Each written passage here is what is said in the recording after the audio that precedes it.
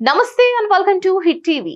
YCP దయతో ఎంపీగా గెలిచి అప్పటి నుంచి కూడా తిన్న ఇంటి వాసాలు లెక్కబెడుతూ వచ్చిన నరసాపురం ఎంపీ రఘురాం కృష్ణంరాజు ఇక గోడ మీద నుంచి కిందకి దిగొచ్చు. ఎందుకు ఇలా అన్నానో తెలుగు ప్రజలందరికీ తెలుసు. తనను గెలిపించిన వైసీపీతో సున్నం పెట్టుకున్న తర్వాత ఇతర పార్టీల్లో ఎందులోకి గెందుదామా అని నిరీక్షిస్తూ అన్ని పార్టీల నాయకులకు సేవలు చేసుకుంటూ 4 ఏళ్లుగా రోజులు నెట్టుకొస్తూ రఘురాం కృష్ణంరాజు ఇప్పుడు బీజేపీలో చేరబోతున్నారు. ఢిల్లీలో ఆ పార్టీ పెద్దలతో తొలి నుంచి సత్సంబంధాలు కలిగి ఉంటూ వారి సేవలో తరించిపోతున్న ఆయన ఇప్పుడు తాను కోరుకుంటున్న నరసాపురం నియోజకవర్గం పంపకాల్లో బీజేపీకి దక్కడంతో ఆ పార్టీలో చేరబోతున్నారు. ఎంపీ రఘురాం కృష్ణంరాజు గెలిచిన కొన్నాళ్లకే వైసీపీతో తగాదా పెట్టుకున్నారు. అహంకారంతో జగన్మోహన్ రెడ్డి మీద నిందలు వేస్తూ దుష్ప్రచారం సాగించడం మొదలుపెట్టారు. జగన్ ఏ నిర్ణయం తీసుకున్నా సరే ప్రతిపక్షాల కంటే ముందుగా ఆ నిర్ణయాన్ని తిట్టిపోస్తూ రఘురామ మీడియా ముందుకు వచ్చేవారు.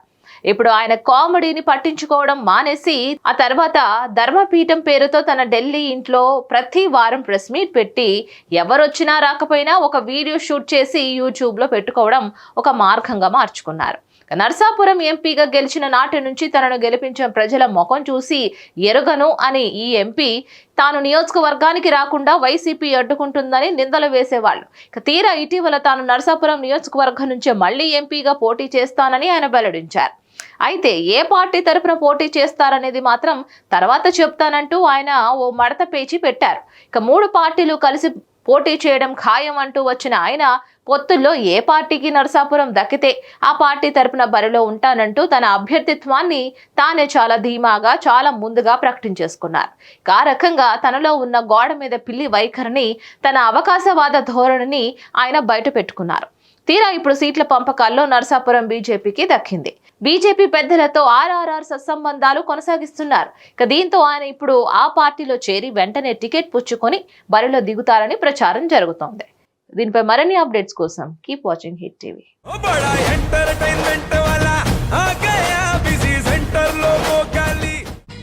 సక్కు సక్కేంద్ర సక్కు సక్కు బాయ్ బాయ్ బాయ్ బాయేంద్ర భార్గవ్ బాయ్ బాయ్. గిరాకి వచ్చే టైం ఏంది? కస్టమర్లు వస్తున్నాడు, రేడికల్ పీగురి. కస్టమర్లు వస్తున్నారు కదా, మాత్రం పొగరు ఉంటది. మరి తగ్గించేద్దాం పొగర్ని. డబ్బులు కట్టేస్తామేంటి కొంప తీసి? లేదు, కస్టమర్లు ఆపేద్దాం. పదా మరి మన బిజినెస్ స్టార్ట్ చేద్దాం.